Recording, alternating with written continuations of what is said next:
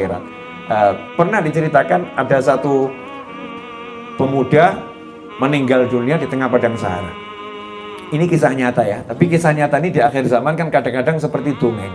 Lah anehnya itu kita kalau dengar kisah nyatanya wali dianggap seperti dongeng, dengar Harry Potter yang dongeng seperti nyata.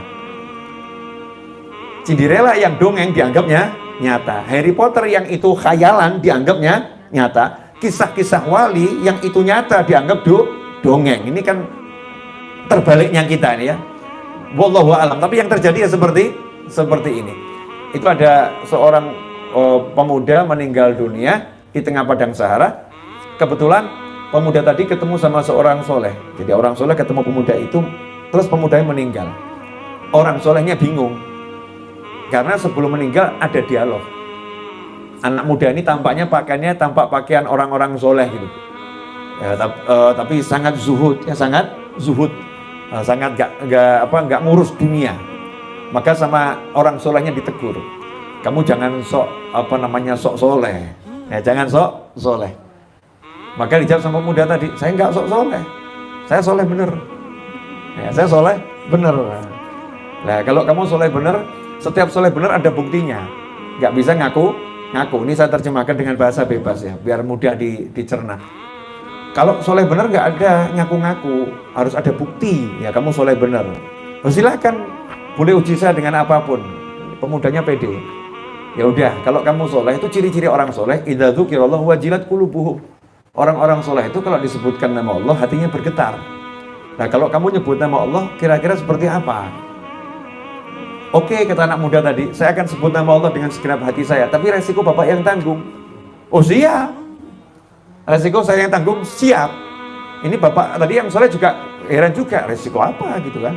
Resiko apa? Akhirnya pemuda tadi mengucapkan, Allah, meninggal dunia. Langsung meninggal dunia karena putus ya. Jantungnya pedot, putus jantungnya karena rindu sama Allah Ta'ala. Allah meninggal dunia. Orang solehnya kaget. Bener ini resiko nih. Karena di padang Sahara seorang diri harus mengurus jenazah, wajib hukumnya. Dia harus memandikan, dia harus mengkafani, dia harus menyolatkan, dia harus menguburkan. Bingung, gimana ini? Akhirnya diberi tanda. Jadi jenazah tadi diberi tanda. Cari pelepah-pelepah kurma, batu, sekelilingnya. Biar nggak didekati oleh hewan buas. Kemudian beliau orang soleh tersebut pergi cari desa terdekat, cari bantuan. Ke desa terdekat, nggak lama ketemu desa, kembali ke situ bersama masyarakat. Ternyata jenazahnya udah hilang. Tapi nggak ada tanda tapak kaki, ya nggak ada tanda ada hewan. Dalam kondisi yang bingung seperti itu, orang soleh tersebut mendengar suara tanpa rupa. Ya, jangan kamu heran, anak muda ini sudah dikafani, dimandikan, dikafani dan disolatkan oleh para malaikat. Para malaikat yang ngurus jenazahnya. Kemudian ditanya, dialog itu, terjadi dialog. Mungkin ada yang nanya, kok bisa dengar suara malaikat? Lalu ketemu malaikat aja bisa kok, apalagi cuma dengar suara. Dalam hadits yang sahih disebutkan, ada malaikat-malaikat itu yang menjelma jadi manusia. Dan ngaku saya adalah malaikat. Jadi umatnya Rasulullah SAW ini punya banyak keistimewaan. Tapi jangan kemudian kita ngaku-ngaku, kemarin saya ketemu malaikat. Wah, aliran sesat ini. Ya, karena yang ketemu nggak ngaku-ngaku ya. Ya, ini diceritakan orang soleh tersebut untuk suatu hikmah, biar orang lebih semangat. Setelah menjelaskan ayat Quran, jelaskan hadis, kemudian beliau punya pengalaman spiritual, diceritakan, biar kita lebih bersemangat. Malaikat mengatakan pemuda tadi ini sebetulnya dia adalah pezina. Yang tiap orang kaya, pezina yang luar biasa. Kemudian suatu malam dia mimpi masuk neraka. Akhirnya dia bangun takut. Dalam keadaan takut dia bertobat. Dan bertobat itu ya, dia berjalan meninggalkan semua kebiasaannya. Pergi bahkan meninggalkan kotanya. Karena dia khawatir kok tinggal di kota itu nanti ketemu temannya kambuh lagi. Jadi dia melakukan perjalanan, pokoknya saya niat tobat cari tempat yang baru biar gak kambuh lagi. Nah suatu ketika di tengah jalan ketemu sama orang yang kelaparan, bapak-bapak tua kelaparan. Bapak tadi mengatakan, wahai pemuda, sungguh aku udah berapa hari gak makan.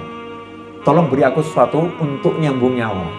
Pemuda itu mengatakan, Bapak saya nggak punya apa-apa, nggak punya uang, tapi ini saya masih punya baju dua, satu untuk pakaian, satu untuk bawaan, seperti orang haji itu ya. Nah, ada pakaian bawah, ada pakaian atas. Ini yang atas saya lepas, silahkan Bapak pakai, nanti di desa dijual, bisa beli makan. Terima kasih nak. Nah, Bapak tadi pergi kemudian angkat tangan berdoa, ya Allah, sebagaimana dia telah menyelamatkan aku dari kelaparan, selamatkan dia dari siksa api neraka. Maka Allah mengabulkan doanya orang yang disedekahi tadi, Allah mengampuni semua dosanya, dan Allah meletakkan dia ke dalam surga berkat sodakohnya yang satu itu. Jadi bukan karena tobatnya yang kemarin yang luar biasa, tobat itu kan bahasa luar biasa, yang mengangkat derajatnya karena sedekah pada orang yang tepat, yang sangat membutuhkan. Karena itu Al-Habib Abdullah bin Abdul Haddad yang mengarang Rotibul Haddad, Wirdul Latif, ya, di kalangan Habib ada Rotibul Haddad, ada Wirdul Latif, yang beliau sejak umur 4 tahun sudah tunanetra, tapi ilmunya luar biasa. Beliau mengatakan orang itu sedekah walaupun tidak ikhlas tetap dapat manfaat. Jadi jangan ngomong nanti saya kalau udah ikhlas baru sedekah, udah riak-riak saja udah.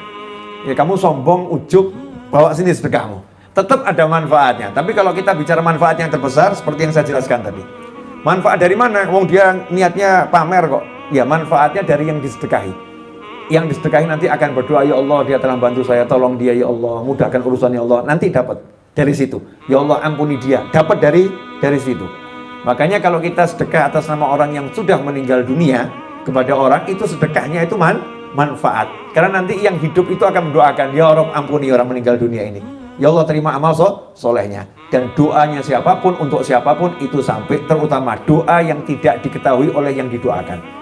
Ya, doa yang tidak diketahui oleh yang didoakan. Jadi yang berdoa nggak tahu nih yang didoakan kalau sebetulnya dia lagi didoakan oleh seseorang. Ini doanya nyampenya paling cepat. Nah, ini sodakoh. Jadi kalau kita sodakoh, di antara manfaat yang luar biasa, gantinya dari Allah ini. Gantinya dari Allah itu banyak. Ya, banyak itu jangan diartikan duit. Seringkali orang mengartikan banyak itu angka. 10.000 diganti 100.000, diganti 1 juta, itu kecil itu. Itu kecil. Jadi Allah ganti itu bukan dengan angka, tapi dengan banyak hal. Contoh, Allah mengganti dengan menyelamatkan dari kecelakaan. Saya setiap kali keluar kota, saya seperti mewajibkan diri saya sendiri sebelum jalan harus sedekah.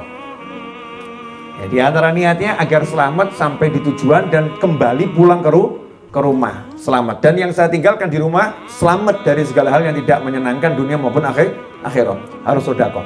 Sedekah yang paling gampang itu di pom bensin.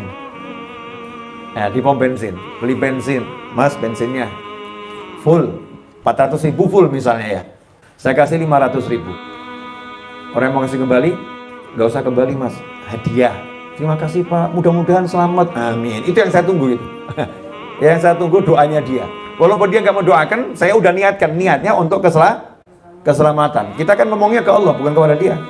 Yang ngomongnya kalau ya Allah ini biar saya selamat, semuanya selamat. Kita minta sama Allah Subhanahu wa taala.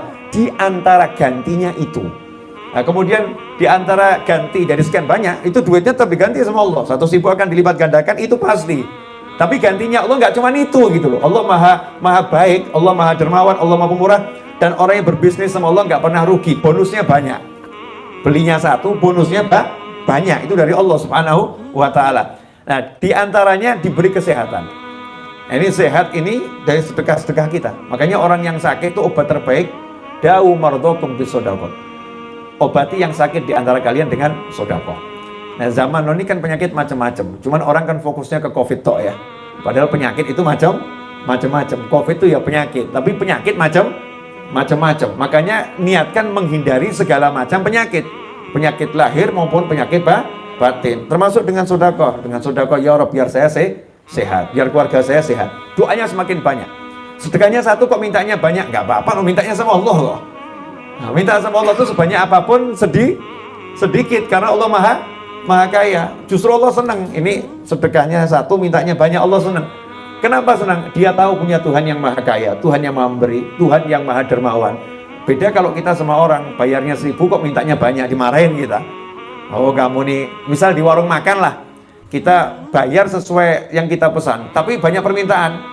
Mbak tolong Mbak ya sambil ditambah, Mbak tolong ini ditambah, ini tambah. Akhirnya ngomong ya udah cukup, silahkan pulang saja lebih baik.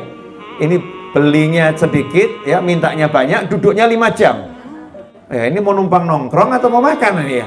Tapi kalau sama Allah Ta'ala kita nambah model apapun Allah senang. Nah ini akidah kita kalau sedekah. Jadi kalau sedekah akidahnya kita satu muamalah sama Allah, bukan sama orang yang kita beri. Karena sama Allah maka kita pilih yang terbaik, kemudian memberikannya dengan cara yang terbaik. Termasuk cara yang terbaik dalam kitab Ihya Ulumuddin yang dikarang Imam Ghazali rahimahullah dan kitab-kitab yang lain dikatakan orang-orang soleh terdahulu kalau sedekah tidak pernah meletakkan tangannya di atas. Jadi kalau sedekah selalu meletakkan tangannya di bawah, yang diberi yang disuruh ngambil dari atas. Maka ditanya sama yang memperhatikan, ini orang-orang soleh ini kalau sedekah kok nggak begini ya, tapi begini. Dijawab, iya, saya nggak pengen dia jadi rendah karena saya. Karena tangan yang di atas lebih mulia daripada tangan yang di bawah. Saya pengen dia yang lebih mulia. Saya pengen dia lebih mulia. Karena sebetulnya karena dia saya jadi mulia.